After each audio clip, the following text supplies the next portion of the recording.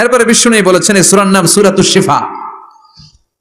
সূরাতুশ শিফা, cipher সূরা, আরোগ্য লাভ করার সূরা। অসুস্থ ব্যক্তির গায়ে এই সূরা পড়ে ফু দিলে সুস্থ করবে কে? আল্লাহ। বিশ্বাস হয়? বিশ্বাস হইতে হবে, ঈমান থাকতে হবে। ঈমান যদি পাক্কা হয় তাইলে কাজ করবে, তা না হইলে কাজ করবে না।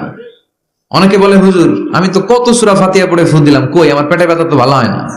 যেটা কইছে তুই একটা ডাকাত, ঠিক কি না? ওর ঈমান নাই, ওর ঈমানে ঝামেলা। ফু দেওয়ার মধ্যে বেশ কম আছে না নাই?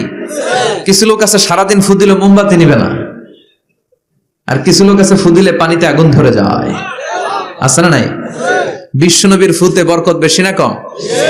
সাহাবারা বলল ইয়া রাসূলুল্লাহ সাল্লাল্লাহু আলাইহি ওয়াসাল্লাম, আমাদের কুয়ার ভেতরে পানি নাই, পানির লেয়ার অনেক নিচে নেমে গিয়েছে, পানি উঠাতে পারি না গো নবী, আপনি দোয়া করে দেন। বিশ্বনবী এসে ওযু করলেন, ওযুর কিছু পানি মুখে নিয়ে কুলি করে ওই কুলির পানি কুয়াতে ছেড়ে দিলেন। ছেড়ে দেয়া মাত্রই পাম্প মেশিন দিয়ে পানি উঠালে যেমনি লাফিয়ে লাফিয়ে পানি ওঠে, মুহূর্তের মধ্যে নিচের লেয়ারের কুয়ার পানি লাফিয়ে লাফিয়ে উপরে উঠতে শুরু করেছে।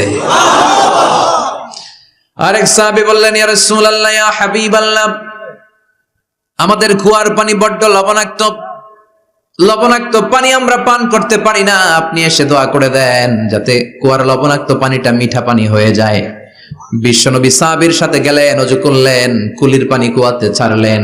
1000 বছরের লবণাক্ত কুয়ার পানি মুহূর্তের মধ্যে মিঠা পানি বানিয়ে দিল কে?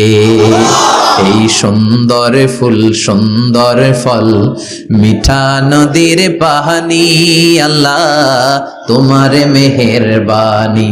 তুমি কতই দিলে রতন, ভাই বেরাদর পুত্র স্বজন, ক্ষুধা পেলে অন্ন যোগাও, মানি চাই না মানি, আল্লাহ তোমার মেহেরবানি। পড়েন সুন্দর ফুল মিঠা নদীর পানি, আল্লাহ তোমার মেহেরবানি। সুবহানাল্লাহ পড়েন। বিশ্বনবীর ফুতে বরকত আছে না নাই? কারণ ঈমানটা ছিল তাজা। তাজা ঈমান থাকলে সব সম্ভব। চিল্লা এখন ঠিক কিনা?